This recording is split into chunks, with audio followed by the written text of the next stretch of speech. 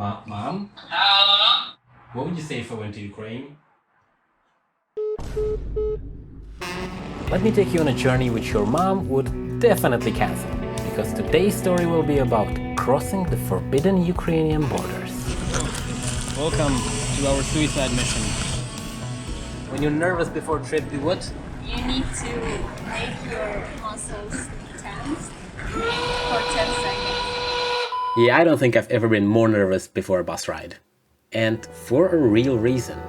I'm going to a country where Russian bombs are hitting regular people's homes and they all have to stand up and walk back to work or school right the next hour. So let me take you into this reality that is happening right next to our borders.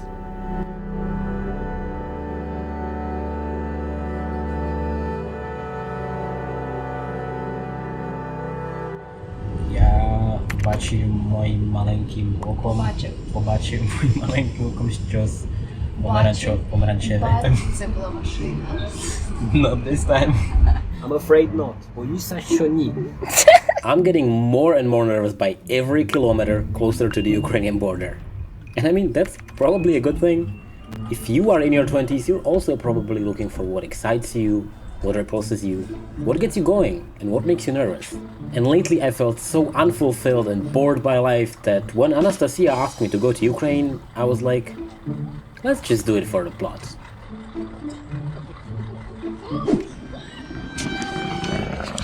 For sketchy countries, you gotta go through sketchy bus stations. Things that you should know before you come to Ukraine. We have commercial public transport, which is called Marshrutka. So we will not go by a Marshrutka today, but they show one big part of their culture: trust.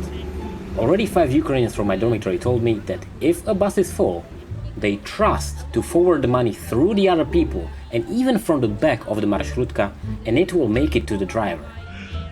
Are you serious? Yep, nobody will steal it. So tell me, how many people could the money pass in your country? However, Ukrainian bus stories are on a different level. It was the first time when I was in a public transport and it started burning. Like, it wasn't burning, it was just smoke inside. Inside?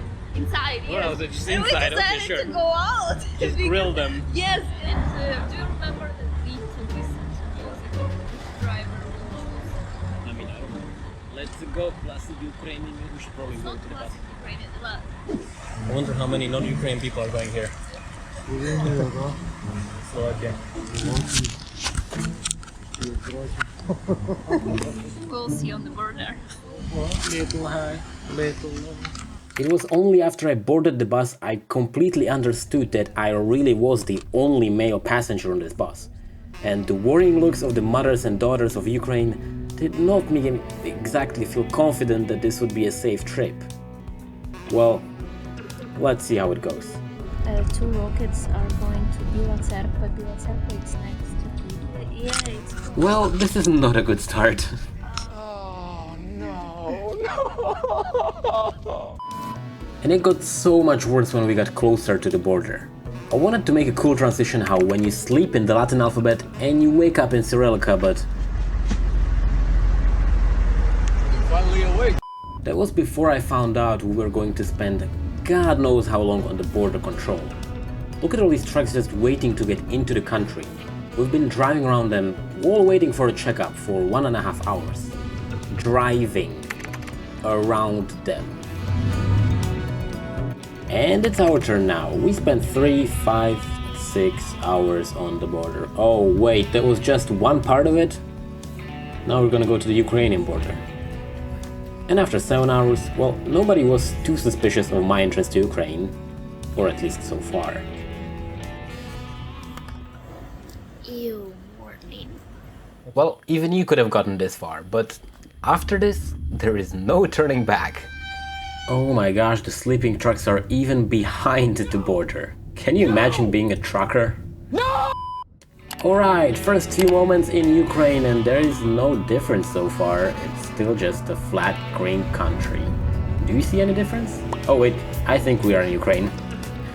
Yup, definitely. And I can't even show you what's going on here. But I can tell you a couple of things which Asya explained to me. Other than the buildings damaged by the Russian rockets, every few kilometers and around every village there's a small checking fortress, sometimes with artillery or anti-tank blockages. What is it? It's a place on which here, if you see something like that, it means that here was a blockpost.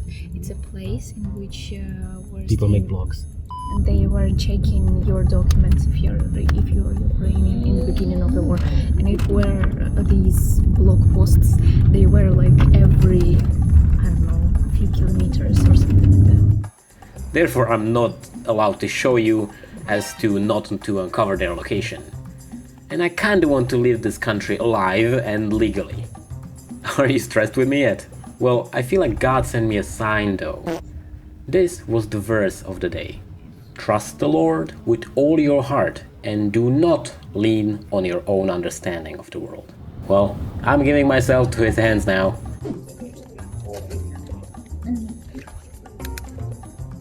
Воно сухе і холодне. Іу. Як наш гумор. Okay, so what else is different here? Bumpy roads, which made me spill my fries 3 times.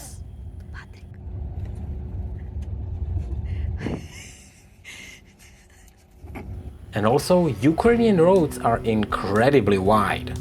Like, a double-decker bus can make a U-turn in the busiest intersection and everybody will just patiently wait. And yes, this is a U-turn in the middle of a highway. Oh look, a giraffe, I mean Kyiv. Holy Orthodox Church, those buildings are huge. But what a weird feeling crossing tanks on the side of the road. I feel like I shouldn't be here. But it's the war. Nobody should be here.